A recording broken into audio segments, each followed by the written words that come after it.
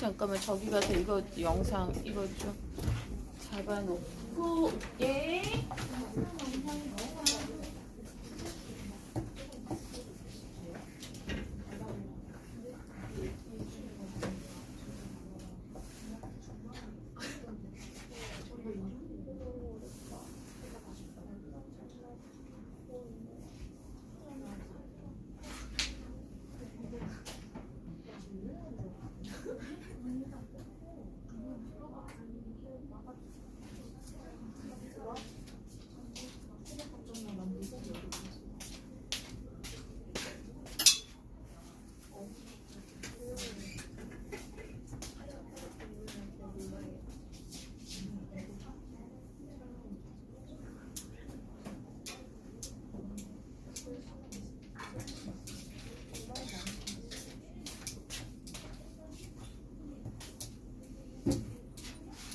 자, 봅시다.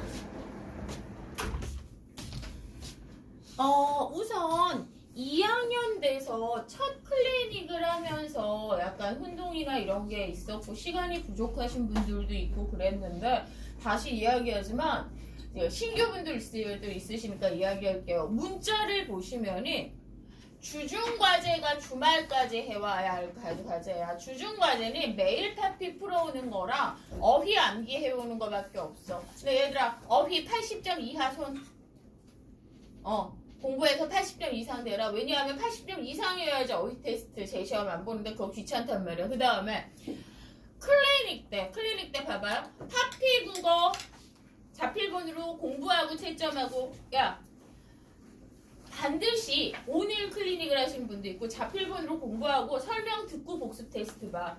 복습 테스트 어려워. 막 40점, 30점 나오고 난리도 아니란 말이야. 오케이? 선생님한테 선임할 쪽도 그렇고 매일 파피 채점 이때 하는 거고 어휘제 시험 복습 테스트도 하고 그 다음에 주간 파피가 얘들아 내가 시간이 많이 걸릴 것 같다라고 하면 집에서 풀어와도 돼. 미니 모의고사거든.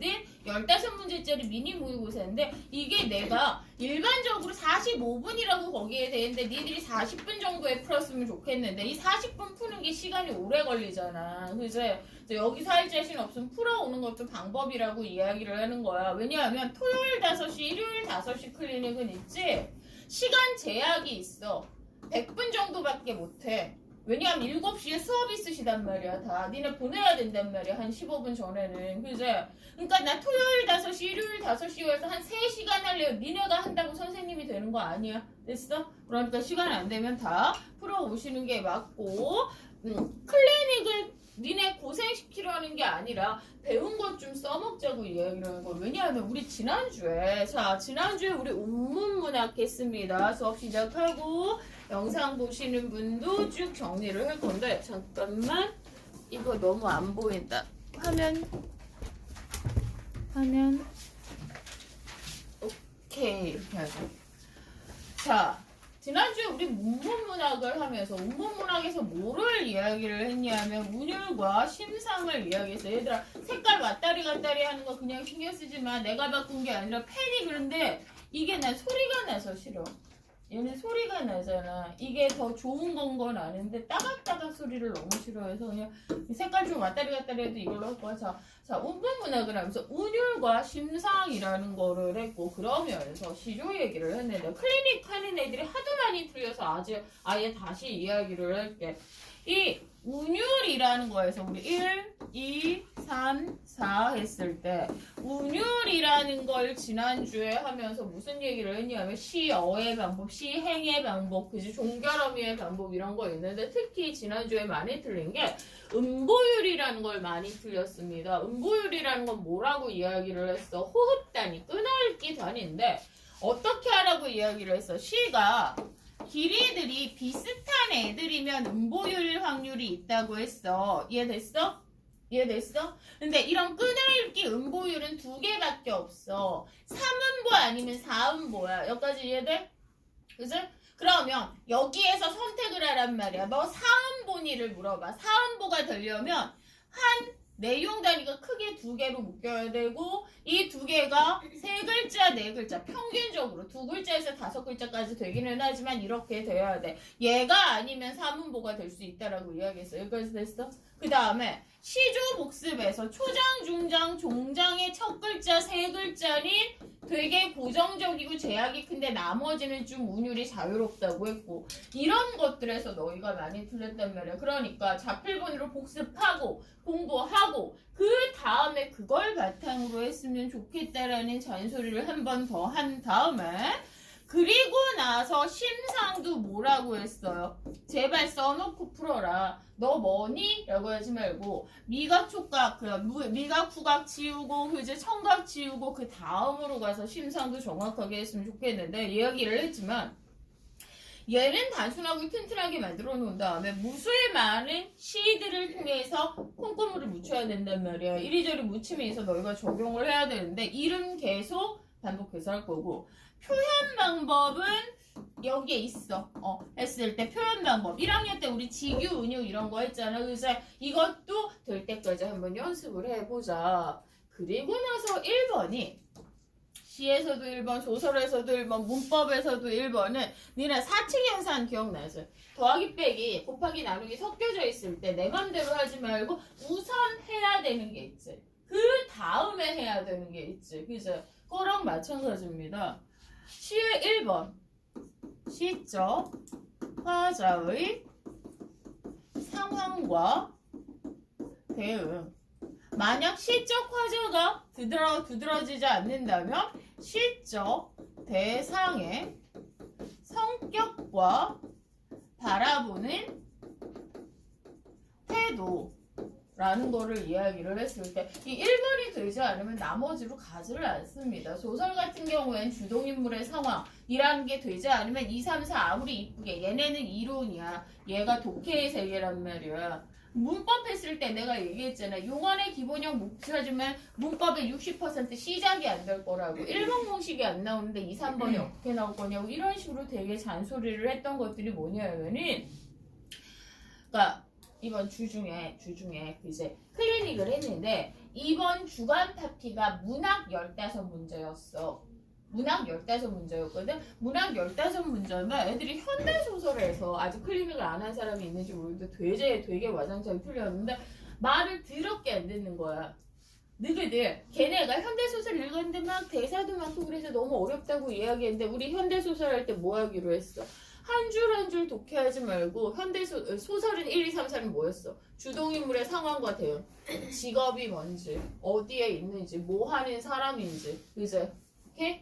갈등의 양상, 내적 갈등인지 외적 갈등인지, 성격 제시 방법, 시점, 1인칭 대명사 있는지 없는지로 찾아내서 쪼개내서 하면 된다고 했잖아요. 그러면 걔네 다 맞을 수 있었는데 이 깜찍이들이 한 줄 한 줄 읽으면서 무슨 소리지? 무슨 소리지? 이러다가 요걸로 되게 많이 틀렸어. 쓴 건 써먹으세요. 시도 마찬가지입니다. 쓴 거 써먹으세요. 자, 그랬을 때 그 중에 오늘 우리는 지성과 목소리라는 걸 하게 됩니다.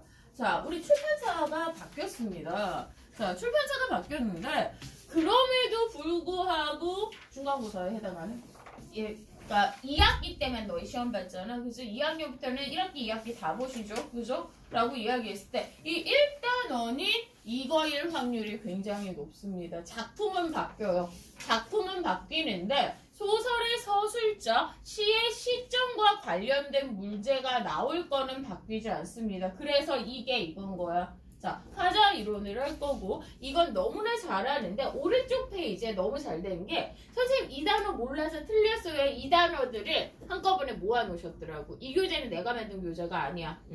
근데 니네 사색적, 관조적 이런 거 나오면 걔 때문에 되게 많이 틀리는데 지금 나오는 이 용어들이 화자 이론을 이야기를 했을 때 배워두면 두고두고 써먹기가 굉장히 좋은 거예요. 그래서 잘 돼서 한번 다 같이 읽을 거예요. 참, 그 다음에 하나 이야기합시다. 과제 문자 안 가시는 분들 꼭 확인하시고 그러면서 얘들아 이번 주 과제 문제 다음 주 주말까지 읽어올 과제 문제 파피 국어에 42에서 58 읽어오기가 과제가 있어. 읽어오기가 과제가 있어. 이게 다시 얘기해주면 내가 만든 문제가 아니라서 그래. 전체 지문이야. 근데 읽어오셔야지 설명이 가능한 게 시점 설명을 해야 되는데 얘는 시점이 바뀌는 소설이야. 그래서 니네가 이거를 안 읽어오면 시점 설명하고 작품 정리하기가 너무 힘들어서 문자가 갔을 거야. 막 꼼꼼하게 한 줄 한 줄씩 읽으라는 게 아니라 통독. 한번 가볍게라도 읽어보시면 좋겠어요. 이건 부탁드릴게요. 자, 다음 주 과제를 이야기를 하고 자, 오늘 이제 1, 2, 3, 4 찾는 거 하면서 시적 과자 이론 한번 다시 해볼까요? 시적 과자는 시인이 자신의 생각과 느낌을 효과적으로 표현하기 위해서 설정한 인물, 화자, 시적자, 서정적 자라고 해. 그 다음에 시적 과자 했을 때 우리 이 얘기 굉장히 많이 했었지. 이번에 주간 파피를 시키고 이러면서 정말 느낀 게 있잖아. 막 객관식 보기에 위그래 특징이라고 했을 때 뭐가 있고라고 이야기를 했을 때 이건 힌트인데 그냥 찾기만 하면 되는 거 되게 한 문제가 있었어. 소설에서. 그냥 찾기만 하면 뭐야? 내 눈에 보이는 거. 어려운 말이 있고 내가 못 찾는 말들이 있어. 근데 너희는 그 어려운 말 못 찾는 말 객관식 보기에 1, 2, 3, 4, 5에 이게 있는지 없는지 확인할 수 없는 정보가 있고 충분히 제시문으로 가면 있는지 없는지 확인할 수 있는 정보가 있는데 그 중에 현대시에서 되게 잘 나오는 게 뭐라고 이야기를 했어. 시적 화자가 표면적으로 드러난다, 드러나지 않는다. 직접적으로 드러난다, 드러나지 않는다. 얘는 되게 잘 나온다고 해서 왜 잘 나오냐면은 백석씨 같은 경우에 황해도 사투리로 글을 썼단 말이야. 그러니까 니네가 모르는 말이 드글드글해. 미치겠단 말이야. 하나도 모르겠어. 읽어도 뭔 소리인지 모르겠어. 근데 읽어도 뭔 소리인지 모르겠는데 이건 객관식 보기에서 니네가 찾을 수 있었어. 왜?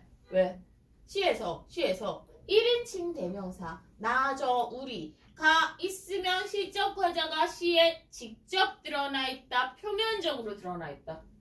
없으면 숨겨져 있다. 라고 이야기할 수 있다라고 이야기를 했지. 소설 같은 경우에 그제 1인칭 대명사 있으면 서술자가 소설 내부에 있다. 없으면 소설 밖에 있다. 이거는 찾을 수 있다고 했지. 이게 이겁니다. 독해력이라고 이야기했을 때 내가 얘기했잖아. 니네가 그 독해력과 언어 능력, 센스가 좋은 애들이 있어. 딱히 공부 안 해도 그냥 잘 읽고 잘 풀리는 애들 딱 거기가 뭐야? 고1이 마지노선이라고 이야기를 했지. 그래서 니네 3학년은 풀모의고사 봐. 주간 파피가 45문제야. 했을 때. 그럼 45문제를 풀고 어쩌면 그럼 되게 대단하고 니네 가끔 그 15문제 이번에 문학반인데 다 맞는 애들이 나온단 말이야. 와 얘는 고1만큼 잘 푸는 거야. 그치? 근데 고2 거는 중3한테도 안 줘. 왜? 고2부터는 논리와 개념의 세계로 넘어간다고 이야기를 했잖아. 이론의 세계로, 규칙의 세계로 넘어가. 독해력으로 안 되는 세계로 넘어갈 거야. 그랬을 때 규칙이 뭐야? 시적 화자가 직접적으로 드러난다, 드러나지 않는다. 음성상 증어가 사용됐다. 의태어가 사용됐다. 이런 지식과 개념들을 지금부터 대굴 굴려서 언제까지 고3까지 쓸 수 있게 만드는 게 파피국어 목표란 말이야. 파피국어는 뭐야? 수능이랑 내신 두 개야지. 그래서 수능으로 이야기했을 때 이런 것들을 잘 할 겁니다. 자, 그래서 우선 시적 화자가 표면적으로 드러난다, 드러나지 않는다로 틀리면 나한테 욕 바가지로 먹을 각오하시고요. 시적 화자는 시 자신일 수도 있습니다. 소설은 안 돼. 소설을 썼을 때는 하늘이 무너지고 땅이 꺼져도 작가 자신일 수 없다고 이야기를 했고 아닐 수도 있고 자연물이나 사물일 수도 있다라고 했어요. 엄마 누나 강변 살자. 그제 소년의 목소리라고 소년이 쓴 거 아니죠. 그죠? 성인인 사람이 썼는데 왜 소년의 목소리야? 순수한 세계는 할아버지 목소리보다는 소년의 목소리가 어울리고 의지를 드러낼 때는 어린아이 목소리보다는 씩씩한 목소리가 어울리고 자 그럼 이 화자는 주제를 효과적으로 표현하기 위한 거구나. 색깔 바뀌는 거 신경 쓰지 말라고 했다. 빨강 파랑 계속 왔다리 갔다리 해서 정신없어 죽겠네.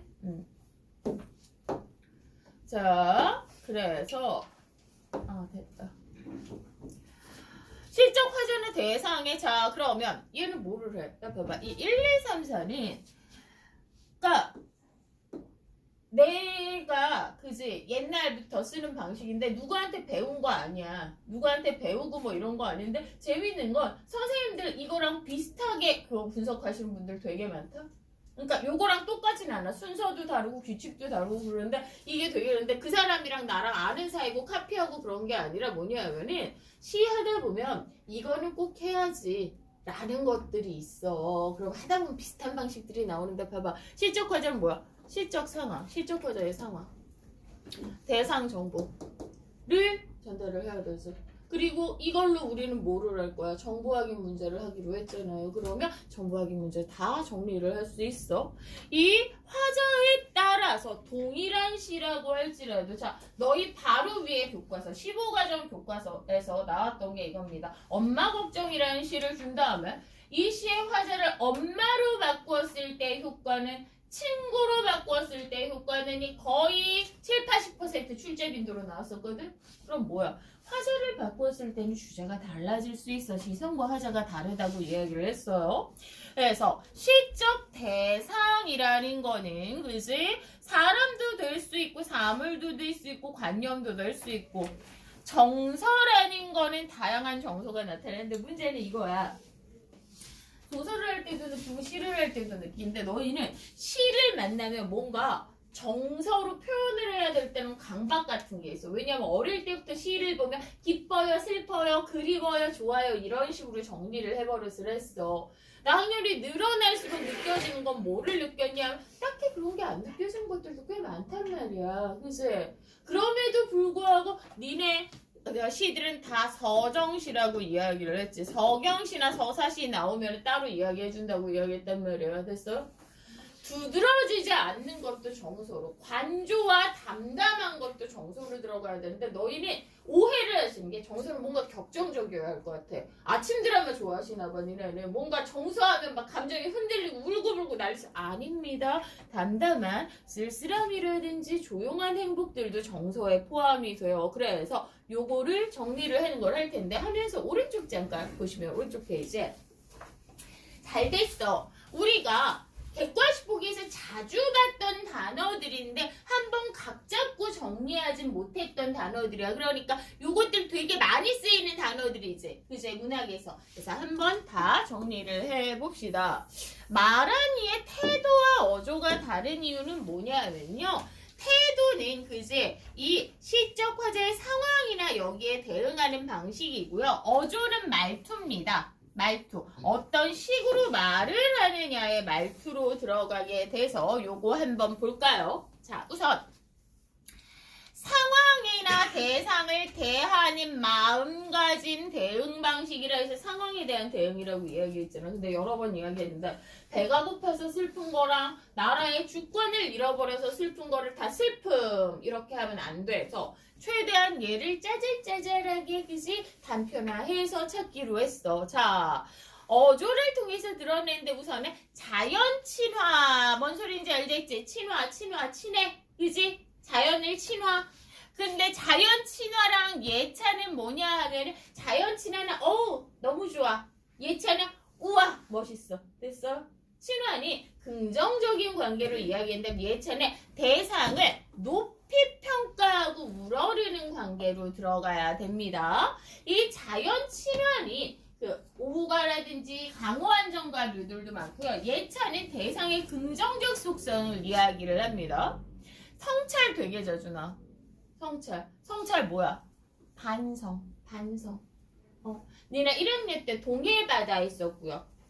윤농주라는 이름, 작가 이름 나오면 성찰해야 된다고 했어. 어떤 상황에 반성하고 그즉 긍정적인 삶의 방식을 이야기를 하는 거.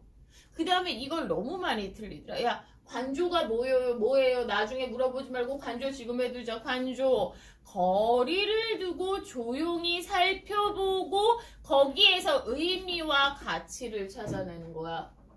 딱히 정서가 드러나 보이지는 않는데 이 관조적은 부정적이보다는 긍정적인 게 많아. 만약 부정적이라면 그걸 통해서 올바른 방향을 제시를 합니다. 자, 어느 정도 거리를 두고 잔잔하게 보여주기 때문에 묘사적인 성격이 될 수도 있지만 단순히 보여주기보다 그걸 통해 삶의 가치, 의미, 깨달음 등을 전달을 할 때 관조적이라는 단어 써. 됐어? 관조 자주 쓰이는 단어. 비판은 쉽다. 비판 의지는 쉽지? 얘는 쉽게 나왔을 거야. 냉소는 비웃는 거야. 차갑게 비웃는 거야. 그래서 대상의 부정적 속성이 드러나고 뭘 차갑게 비웃겠지. 아, 선생님이 우리를 너무 무시하신다. 저희가 이런 단어도 모를까봐요. 알아. 너희가 알고 봤는데 얘를 똑 부러지게 객관식 보기에 섞여 있을 때 뭔지를 확인하는 건 다른 거니까 지금 한번 보자. 중요한 단어들 많이 모여냈네. 이런 태도를 어조, 말투로 드러내는데 얘는 주로 뭐를 드러나? 종결어미로 드러나. 근데 이거 얘기 좀 하자. 이 종결어미를 나랑 1학년 때 수업하는 애들은 하도 징그럽게 많이 들어서 알 텐데 니네는 모를 수 있으니까 이거 잠깐 얘기 좀 할까? 내가 문법에 1, 2, 3번에서 1번에 해당하는 거라고 했지. 1번 공식 안 나오면 2, 3번 공식 안 나오는 끝판왕. 용언의 활용. 이거는 수능 모의고사에 어법, 합법에서도 징그럽게 많이 나오는 걸 우리는 뭐라고 이야기했어? 용언이라고 했어. 그래서 이 용언의 활용이 안 되면은 이 다음번 공식으로 내려가지를 않는다고 이야기를 했던 거야. 용언이 뭐야? 용언이 뭐야? 동사, 형용사라고 이야기를 했고 활용했을 때 우리 약속했었지. 왜냐하면 니네 2학년 문법이 사동피동이야. 진짜 어려워. 원래 중3에 있었던 게 2학년으로 끌어져 내려왔어. 근데 거지 같은 게 문장 성보를 안 하고 사동피동을 하는 것 같아서 니네 어떻게 할 줄 모르겠다. 아, 다 내가 하는 특강 아니야. 그러니까 이거 세일즈 아니야. 그래서 문법 자신 없는 사람은 다음 주부터 시작하는 문법 특강 들어. 우리 팀장님이 하시는 특강 있어. 문법 사동피동 해주시니까. 자, 우선 얘기가 나왔는데 잡아봐. 용언의 활용이라고 했어. 용언의 활용을 했을 때 나랑 약속해서 용언은 반드시 뭐 하기로 했어? 기본형 가기로 했어. 얘가 안 되면 사동피동이 안 돼. 그치? 그러면 기본형 가라는 게 뭐라고 이야기를 했어? 자, 날다, 날고, 날아서의 기본형은 뭐야? 난다. 기본형 날다지. 됐어 여기까지? 오케이? 했을 때 기본형을 한 다음에 꼭 기본형 해야 돼. 기본형 안 가면 돼. 기본형의 다 앞에 십자가를 긋고 이 뒤를 간 변하지 않고 의미를 나타내는 부분이라고 했고 이 뒤에 있는 애들이 뭐로 드러난다고 했어? 미가 붙는데 미를 통해서 활용을 하는데 그지? 규칙 활용도 있지만 이렇게 하면은 나는 같은 경우엔 불규칙 활용도 있을 수가 있어. 원래 저 앞은 안 변하는데 됐어? 그래서 이 뒤에 붙는 애로 시제라든지 그지? 난다, 현재형, 날겠다, 미래형 이런 시제나 높임 같은 게 있는데 그 중에 종결어미라는 거는 종결이라는 건 뭐야? 이 말이 끝이 났다라는 걸 이야기를 하는 거야. 그지? 그래서 그지? 먹다, 평서형, 먹니? 의문형, 먹어라 명령형 종결어미 이런 식으로 나온다고 이야기를 했고 이 종결어미에서는 그지? 가십니까? 가는구나 라는 말투를 드러내는 기능이 있어서 시에서 사용이 된다고 했습니다. 문법은 나중에 따로 이야기를 할게요. 종결어미가 뭔지만 이제 이야기를 한 거예요. 됐어? 자, 그러면 이 어미를 통해서 이야기를 하는 건 독백, 혼잣말하듯 하는 게 있어요. 그지? 이 독백적 어조는 성찰에서 굉장히 많이 나옵니다. 자기를 반성할 때 있잖아. 자기를 반성할 때 내가 이런 삶을 살았구나. 저 동해 바다를 봤더니 내가 너무 쪼잔한 인생을 찾았고 살았구나. 그러지 말아야지 라는 게 있고요. 영탄인 느낌표. 얘는 예찬에서 많이 사용됩니다. 아름답구나 이런 식으로 사용될 때 많이 사용이 되고요. 단정, 단호하게 통일은 되어야 한다. 그제 봄은 와야 한다. 독립은 되어야 한다 라는 식으로 단정적 어조가 있고 애상, 뭐뭐 하는구나, 아 슬프구나 같은 애상. 사색이 얘들아 관조에서 많이 사용돼. 사색도 뭐야? 일정한 거리를 두고 차분하게 말을 할 때 사색적 어조라고 이야기를 합니다. 그죠? 지는 떨어지는 낙엽을 보면서 인생의 본질과 초월자의 절대자의 진리에 대해서 말하는 식. 자, 풍자와 해악 잠깐 이야기를 할까요? 풍자해악은 공통적 성격이 있습니다. 다다음 중과 이거 수업 있어요. 둘 다 웃음을 전제합니다. 근데 풍자는 공격적이고 비판적인 웃음이고요. 오케이? 해악은 연민과 긍정의 웃음입니다. 그래서 이런 식으로 이야기를 해요. 우리가 흥부전을 보고 웃을 때 흥부를 보고 웃으면 해악이고요. 놀부를 보고 웃으면 풍자라고 이야기하는 거예요. 그러니까 동백꽃은 해악적은 될 수 있지만 풍자적은 될 수가 없어.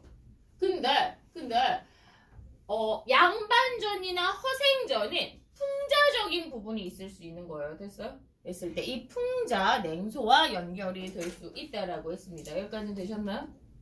자, 그러면 우리가 이런 어조를 나타내는 이런 단어들을 알아두고 나서 객관식 보기에 나왔을 때 그때 그 아이라고 확인할 수 있으면 굉장히 좋다라는 거야. 그 다음에 얘들아 페이지를 넘긴 다음에 딴 책을 가지고 25페이지를 가려. 25페이지를 가려.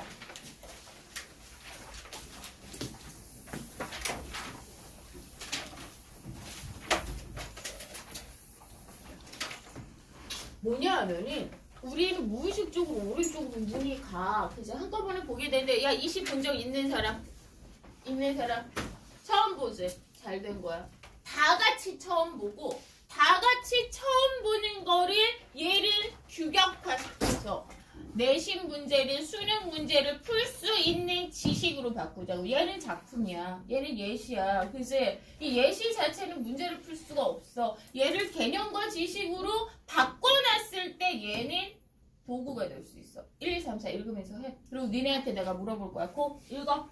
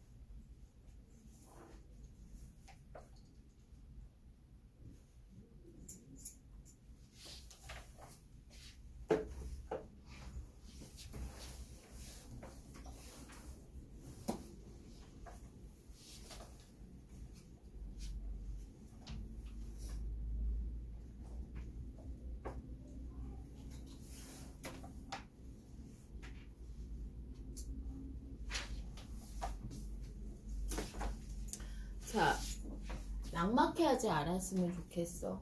얘는 쉬운 건데 문제는 얘가 더 뚱뚱하고 잘 안 쓰는 말 나오고, 그치? 내가 얘기했잖아. 옛날 사투리 나오고, 그 이육세시 같은 경우에 한자어 같은 거 있잖아. 열사의 사막 막 이런 거 나오고, 그치? 그랬을 때 쫄지 않았으면 좋겠어. 이 한 줄 한 줄 읽으면서 봐도 모르겠다 이런 얘기를 하지 말고, 그치? 얘를 내가 이해할 수 있게 분석을 하는 규칙을 얘기했을 때 우선 얘기했습니다. 주간 파피건, 매일 파피건, 수능 모의고사건 이렇게 있고 밑에 제목이 있으면 문학입니다. 이 얘기 왜 하냐면요. 니네 수필이랑 비문학 구별 못하고 그래. 오케이? 그리고 그 제목은 힌트가 될 확률이 굉장히 높다고 했습니다. 그 다음에 이렇게 처음 보는 시든 소설이든 나오고 나서 한 17, 18, 19번 세 문장 정도 나오잖아. 근데 여기에 보기라고 나오는 경우에 얘는 힌트일 확률 더럽게 많습니다. 오케이? 이 작품에 대한 배경 지식 같은 거 줄 확률 되게 많습니다. 그래서 먼저 읽고 제목 보고 먼저 보고 그 다음에 지문에 힌트가 있으면 냉큼 받아드세요. 없을 수도 있어. 없으면 서운할 건 없어. 있으면 고마운 거지. 그치? 있으면 냉큼 받아다가 시 분석에 정리를 할 거야. 자, 그리고 나서 시를 본 다음에 1번부터 시적 과자 표면적으로 드러나요? 안 드러나요? 표면적으로 드러나요? 안 드러나요? 드러나 안 드러나? 드러나? 우리 그거 어떻게 대답해야 돼? 니들 시에서 뭐 찾을 거야? 눈으로 긁어. 뭐를 긁어? 긁으면서 1인칭 대명사 찾아봐. 1인칭 대명사가 뭐지? 나, 우리지. 있어, 없어? 없어. 그지? 그리고 시적 과정, 상황 딱히 드러나 있지 않지? 그러면 살짝 넘어가서 대상으로 들어가자. 대상 했더니 제목이 전봇대라고 되어 있어. 그러면 이 대상의 성격을 정리를 할 때 다시 이야기하지만 난 너희가 자꾸 전봇대의 성격은 이러한 것으로 이런 것을 상징합니다. 이렇게 필기해야 되는 줄 알아봐. 그래서 잘 모르겠어요. 그래. 누가 그렇게 하래? 그렇게 하라고 난 안 했어. 자꾸 너희가 그런 거야. 이 전봇대의 성격에 대해서 해보자 라고 이야기를 했더니 얘를 그 완벽한 문장으로 뭐를 상징하고 뭐를 의미하지 말라니까. 사실적 정보는 그 제시문에서 찾아야지 마셔. 이쪽에다 쓸게. 자, 이 전봇대는 말랐어. 그지? 혼자 꼿꼿이 서 있어. 그제? 근데 밑에 봤더니 골목 귀퉁이 넣어야 되네. 골목 귀퉁이에 서 있어. 옛날 보이니? 이거 말고 짧게 써도 돼. 그제? 니네가 아는 말로 써도 돼. 동그라미 해도 돼. 뭐를 해도 돼. 각자 자기에게 편한 방식인데 근데 제발 해봐. 이거가 습관이 안 돼서 이게 선생님들이 줄치고 필기하는 것만 자꾸 받아 적어 버릇하는 애들이 응용력이 너무 떨어져서 어떻게든 시킬 거야. 계속 읽어보자. 혼자라서 그지 다른 전봇대와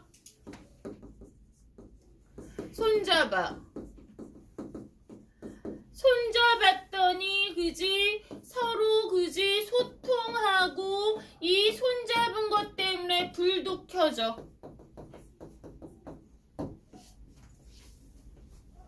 난 어려운 말 안 썼어. 저기 있는 말 니네가 다 쓸 수 있어. 어떻게 보면 니네가 훨씬 더 고급지게 표현할 수도 있어.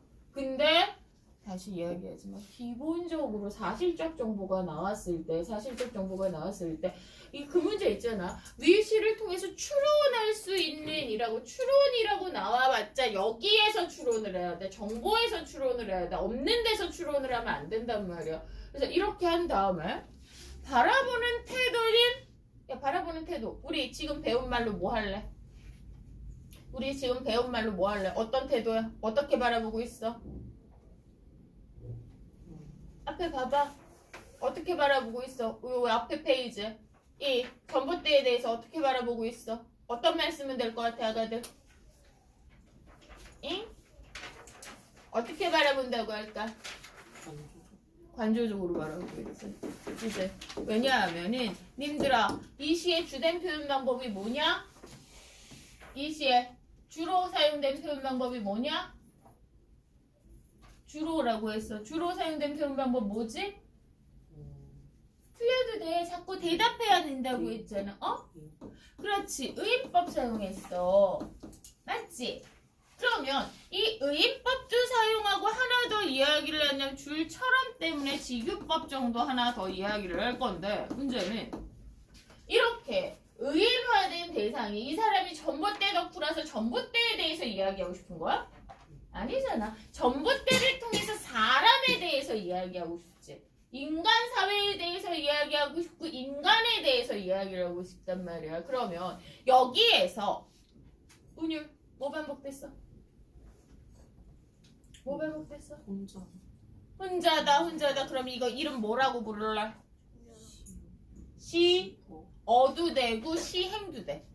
하나의 시어가 하나의 행이지. 그제? 그러면 얘는 뭐야? 시어의 반복도 되고 시행의 반복도 되지. 오케이? 하나 더. 해서 아니 해서보다는? 그렇지. 잡았다 타다다 종결어미의 반복이고 심상 시각이지. 그지? 불이 켜지고 그지? 줄이 늘어지고 내가 얘기했잖아. 색깔만 시각이라고 하지 말라고. 니네는 자꾸 빨강 파랑 나와야지 시각이라고 이야기하는데 아니야. 형태와 움직임도 시각으로 이야기를 해야 돼. 됐어 여기까지? 자 그러면 이 정도 뼈대를 잡아놓고 나서 그 다음에 이야기한 거죠. 혼자라는 거 3번이나 이야기를 했어. 그지? 그럼 여기에 전봇대는 뭐야? 사람을 나타내지. 그래서 이 인간은 본질적으로 고독한 존재야. 이게 그런 거 있지. 인간은 고유성을 가지고 있어. 누구도 나와 같을 수 없어. 나만의 개성, 나만의 정체성, 나만의 주체성을 가지고 있다는 게 참 좋은데 역으로 이야기하면 나와 같은 건 세상에 없어. 오케이? 본질적으로 고독한 존재야. 인간은. 나중에 실존주의 보다 보면은 짜증이 이빠이 날 거야. 뭐 이렇게 우울한 얘기를 100만 페이지에 걸쳐서 썼나 싶단 말이야. 그죠?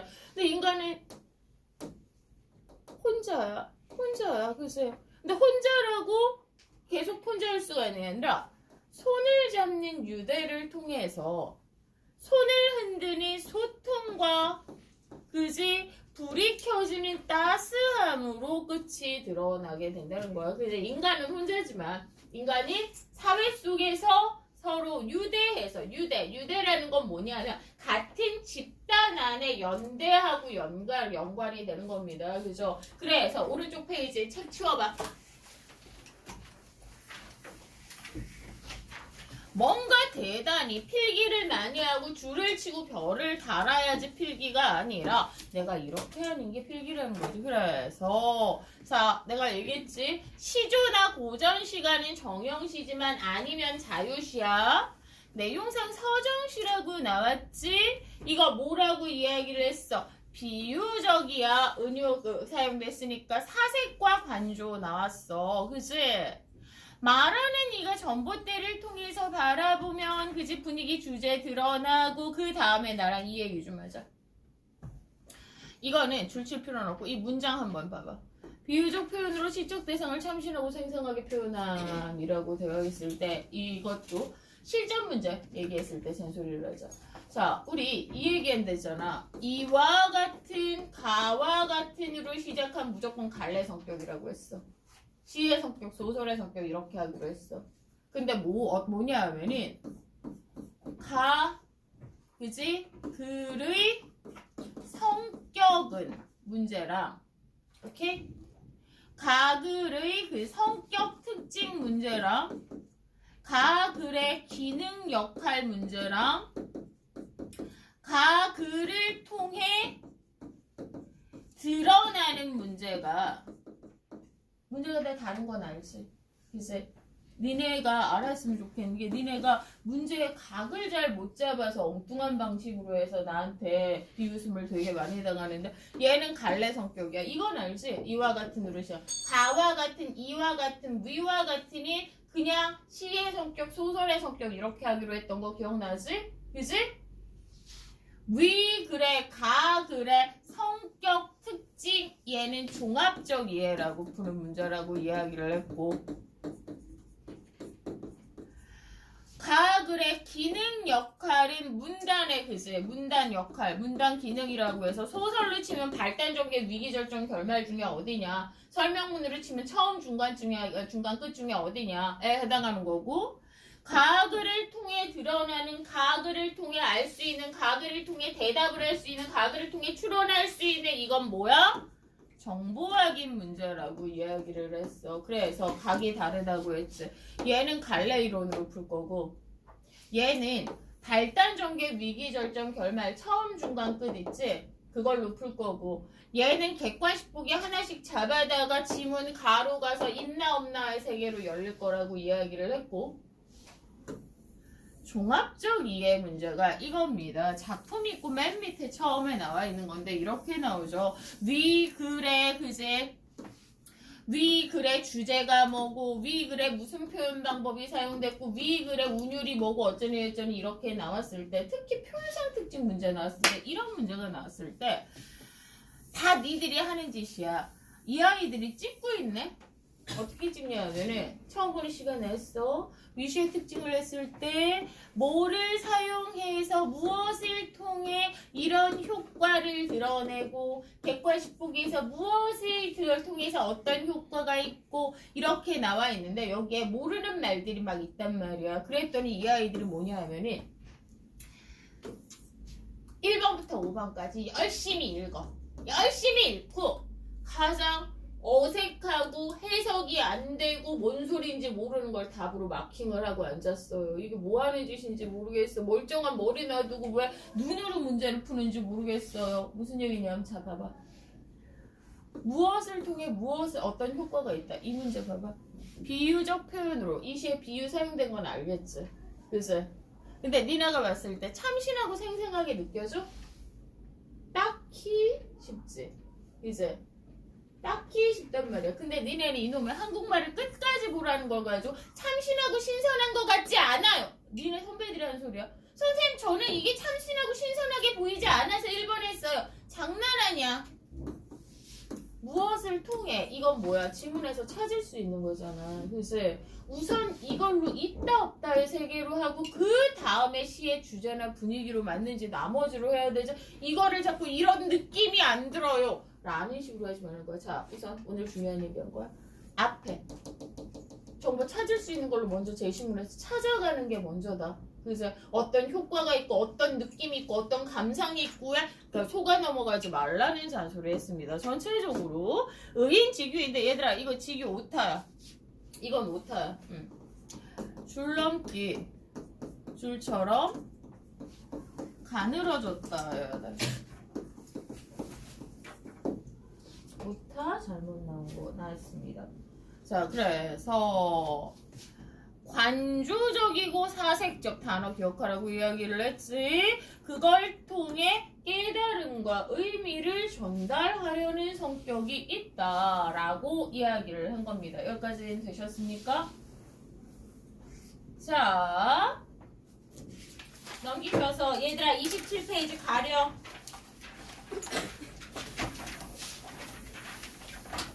얘도 1, 2, 3, 4 해봐.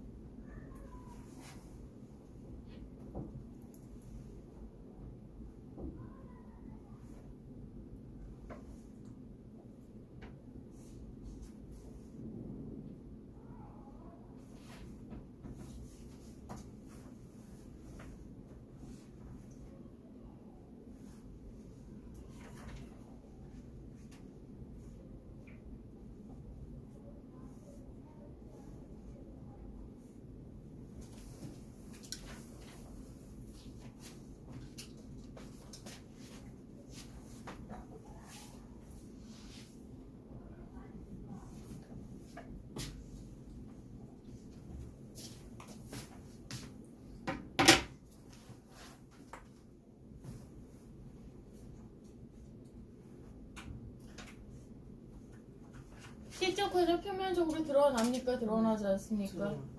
드러났습니다. 뭐 있습니까? 네, 있죠. 네, 있죠. 되셨어요? 되셨어요? 자, 그러면 시적 화자 상황으로 볼까? 시적 화자는 어떤 사람이냐 하면은 하굣길에 친구를 만났어. 그러니까 얘는 학생이야. 됐어? 대강 이름 들어봤다. 선재 이런 얘기 나오니까 남자야 이런 경우에 여자이보다는 그지? 주었다 이렇게 이야기를 하고 있어. 근데 얘가 아무도 없고 썰렁한 내 방이라고 이야기를 했어. 그지? 아무도 없고 썰렁한 내 방에 자 봐봐. 집에 오는 길에 뱃속이 꾸르륵 꾸르륵 배가 고픈데 집에 와서 따뜻한 밥 안 먹고 학교에서 받은 우유를 꺼내서 먹으려고 라는 거였을 때 야, 딱히 사정이 좋은 것 같진 않지. 그지? 그지? 했을 때 뭐 가난 그지? 어려움을 느끼고 있는 상황이야. 맞아 여기까지? 그런 상황에서 이 친구가 몰래 붕어빵을 줬네? 됐어? 거기에서 나는 뭐야? 우와 세상에서 너무 따뜻해. 따뜻함을 느꼈는데 시작이 재밌는 게 한기로 시작을 하지. 따뜻함으로 시작을 하지. 분위기가 이렇게 바뀐단 말이야. 자 이렇게 뭐 근사하게 멋있게 말고 그제 너희가 찾을 수 있는 말로 정리할 수 있는 말로 그제 니네 1학년부터 나랑 한 사람들은 지겹겠지만 세뇌를 시켜놔야 돼. 안 그러면 진짜 희한하게 그제 문장 만들고 이상한 짓거리를 너무 많이 해서 잔소리 좀 했어. 두 번째 운율 반복되는 거.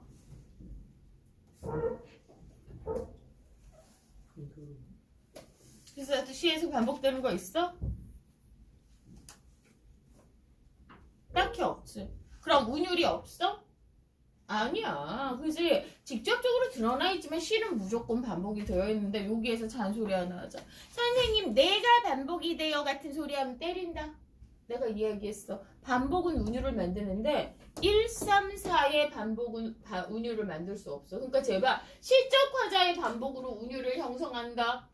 지교법의 반복으로 운율을 형성한다라는 그제 괴상망측한 문장을 만들지 마십시오. 화자, 표현 방법, 심상은 운율 형성이랑 상관이 없습니다. 자, 심상. 후각 있고. 후각만 있어. 촉각 있지. 그지? 표현 방법. 지규. 끝. 더 뭐 늘 것도 없단 말이야. 이 정도는 너무나 완벽하게 될 수 있기 때문에. 그래서 나 2학년쯤 되니까 현대시 같은 경우에는 깔끔하게 될 수 있을 겁니다. 자, 그래서 지규 나오고요. 여기에서 보면은 한기라든지 썰렁한 집이라든지 그러니까 이런 이 차갑고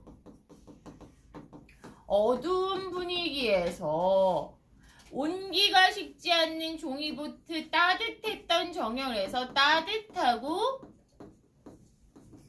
밝은 분위기로 바뀌고 있는 겁니다. 이 정도만 잡으시면 된단 말이야. 막 대단하게 어려운 말을 잘 안 보이면 사진 찍어서 이게 확대해서 봐도 돼.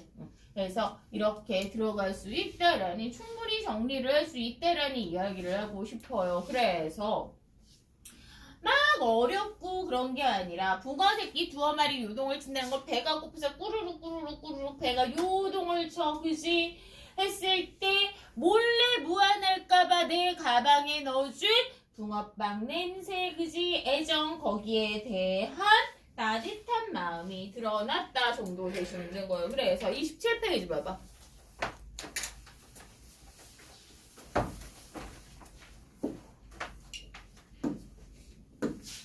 자유시 서정시고요. 자, 심상 드러나면 감각적이죠. 이렇게 대조적 심상을 통해서 분위기를 바꾸고 있습니다. 그래서 화자는 16살로도 그렇고 어른이 돼서 회상한다고도 봐. 왜? 따뜻했던 저녁이 던 그죠? 성인이 돼서 16살을 회상을 한다라고도 보고요. 그 다음에 이거 잔소리 좀 합시다. 이게 클리닉을 하다 보면은 수업 때 잔소리할 것들이 자꾸 떠올라. 시에서 소재 성격 문제는 어떻게 푸냐 하면은 시적 화자와의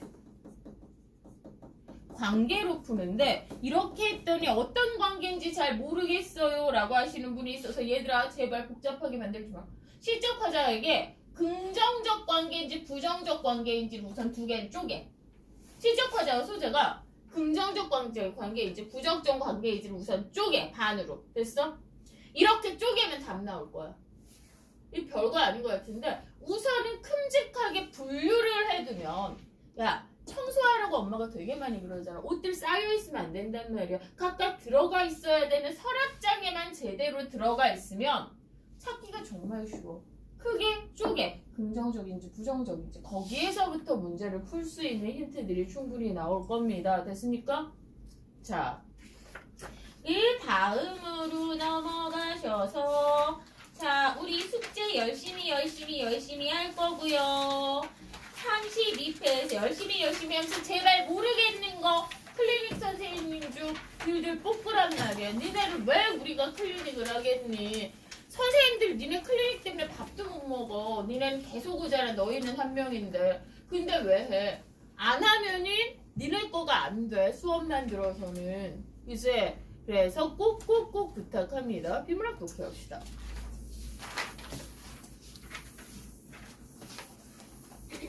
지난주에도 얘기했지만 이놈의 비문학이 너무 길고 어려워지고 있어. 너무 길고 어려워지고 있는데 아이들의 독해력은 계속 떨어진다고 이야기를 하시고 이제 어른들은 찔찔거리고 있으시고 고등부 선생님 제발 애들 읽는 방법 좀 가르쳐서 올려보내주세요.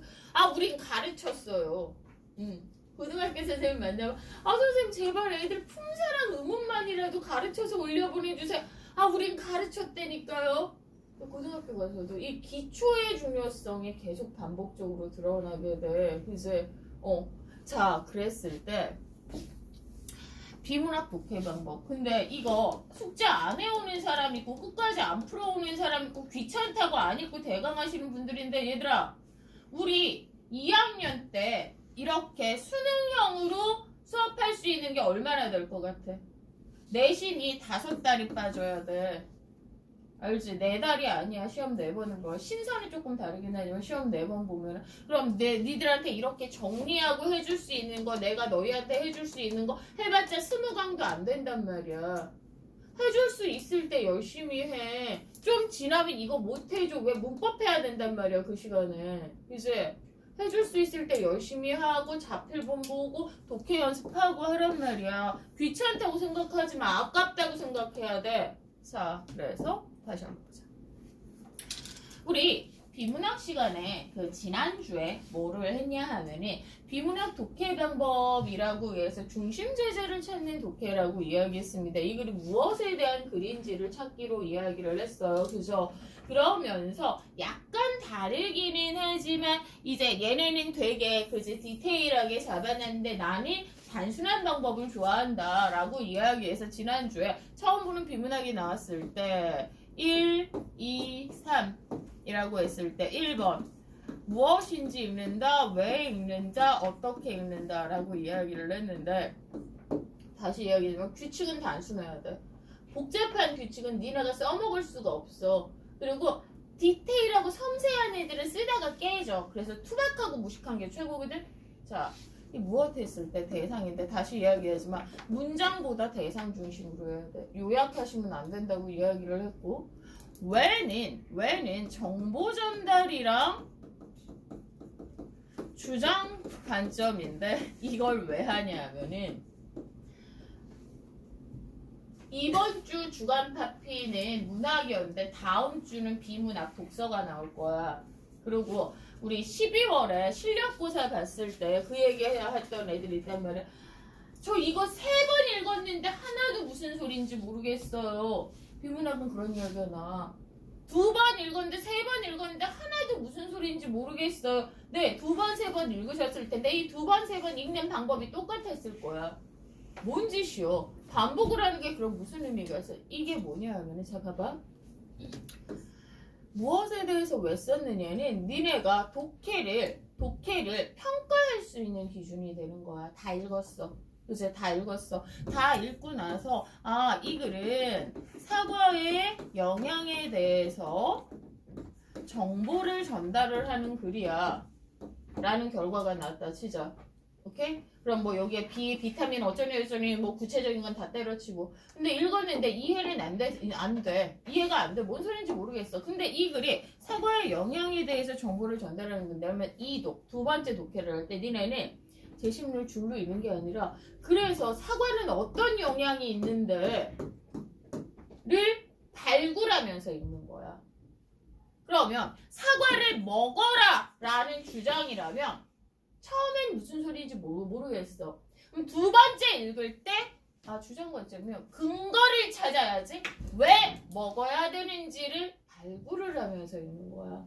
우리가 선생님 한 번 읽어서 몰라서 두 번 읽었는데도 뭔지 모르고 세 번 읽었는데 그러면서 자기가 굉장히 열심히 했다는 티를 내고 싶은데 걔는 그냥 반복한 거지. 두 번, 세 번 그냥 반복한 거지. 쭉쭉쭉쭉 누는 거였지. 찾아서 어떻게 할지 꼭 하기로 했고, 어떻게는 얘들아 이건 1학년 때부터 찾기 시켰는데 왜 이게 중요하냐면 봐봐. 정의의 설명 방법이 사용돼 있으면 뭐야? 개념이 중요하다는 뜻이겠지. 그치? 예시와 인용이 사용이 돼 있으면 무슨 뜻이야? 이것이 무엇을 풀이하는지를 찾아야 되지. 그치? 예시 인용의 효과가 뭐야? 내가 전달하는 대상이 있지. 이 전달하는 대상을 쉽게 이해를 시키거나 거기에 신뢰성이나 설득력을 높이거나 이랬을 때 사용을 한단 말이야.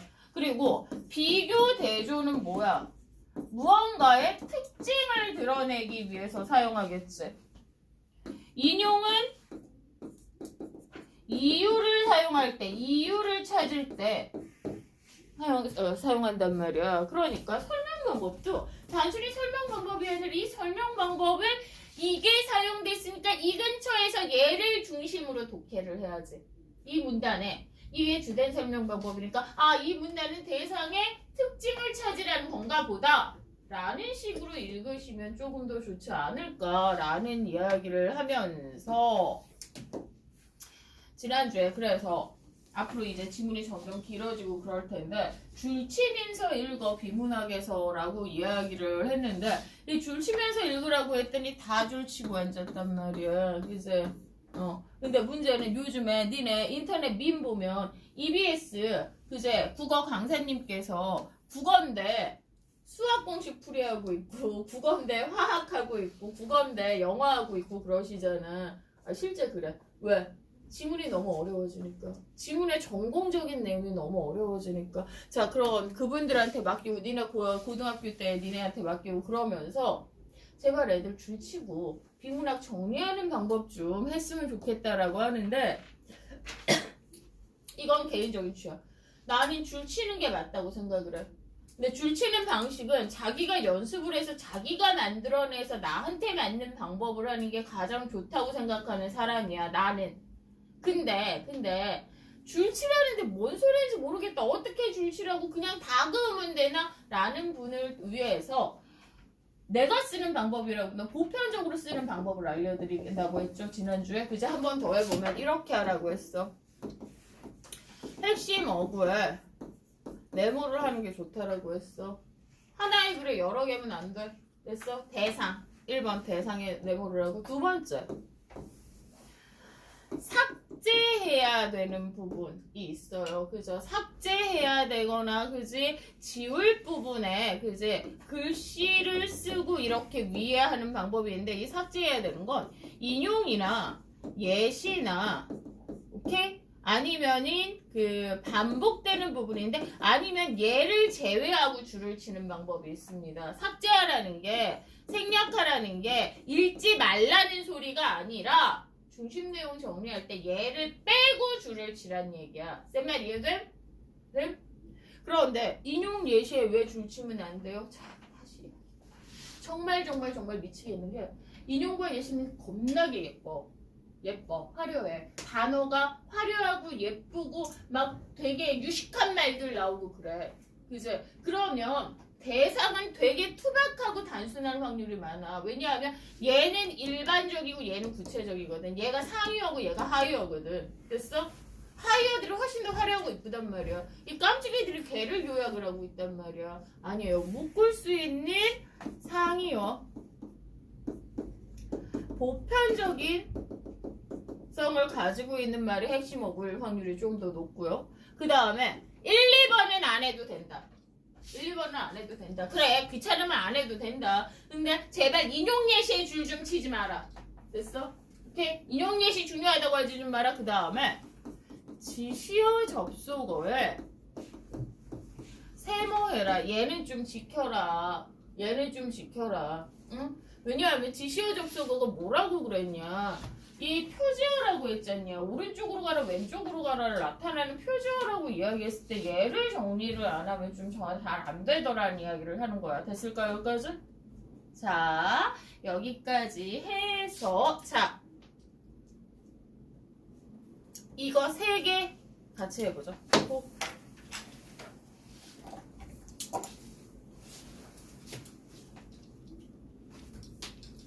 나 핸드폰 보는 거 출결 때문이야. 노는 거 아니야. 엄마 우리 선생님이 우리 수업 문제 풀리라고 했고 폰 보세요 이러지 마라. 출석이다. 지금 클리닉이 첫 주라서 미친듯이 왔다리 갔다리 하고 있어. 이날 오겠다는 놈이 안 오고 저달 오고 그래서 지금 단톡이랑 출결 보는 거요. 노는 거 아니요.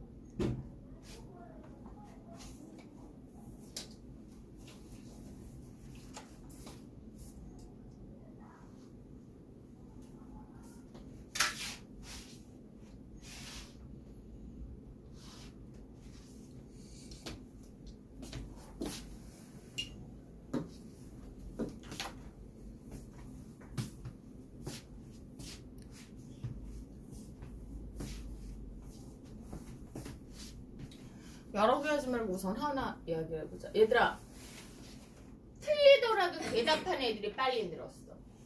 작년에 니네 나랑 1년 동안 한 애들이 꽤 있거든? 그지? 그러니까 그 1년 동안 했을 때 맞건 틀리거나 내가 얘기했잖아. 돌을 100개를 던지면 하나를 맞는다는 마음으로 자꾸 대답하고 말했던 애들이 훨씬 명확하게 늘어. 빠르다기보다는 명확하게 늘어. 애매모호하게 늘지 않아. 그러니까 다시 물어볼게. 좀 싫지 이걸. 왜 싫은지는 조금 이따 이유를 이야기를 해줄게. 이 문단은 뭐에 대한 글이야? 무엇에 대해서 이야기하고 있어? 성실한 말. 어? 성실한 말. 그렇지, 잘했어. 되게 많은 애들이 데카메론의 방법론에 대한 글이에요 라고 이야기를 했어. 이거는 내가 조금 전에 내가 되게 강조했지. 니네 이거 읽기 전에 제발 인용 예시하지 마라. 화려한 거 하지 마라. 상여하라. 라고 듣고 읽었잖아. 근데 그거 안 듣고 읽었을 때 그지? 그냥 아무 생각 없이 아무 힌트 없이 자 읽어. 한다음에 이걸 뭐에 대한 글이야? 데카메론이요. 스피노자요. 굉장히 많은 애들이 이렇게 대답을 한다. 왜냐면 니네가 볼 때 뭐가 중요해 보여? 데카메론의 방법론이 중요해 보이지. 그지? 걔가 중요해 보이잖아. 단어도 화려하고 뭔가 중요하고 알아야 될 것 같잖아. 쌤 말 이해되니? 이 얘기를 하고 싶은 거야. 자, 그럼 봐봐. 그리고 또 하나 재밌는 게 봐봐.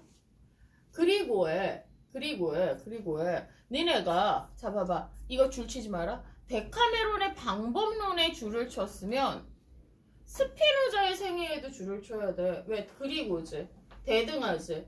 이 대등해서 앞에 건 중요하고 뒤에 건 안 중요할 수 있어? 그래서 내가 압축하지 말라는 거야. 압축하지 말라는 게 얘를 이런 식으로 성실한 마음의 극치는 데카메론의 방법론에서 알 수 있다. 얘는 잘못된 요약이야. 왜? 데카메론의 방법론이 있는데 스피노자가 없으면 되니?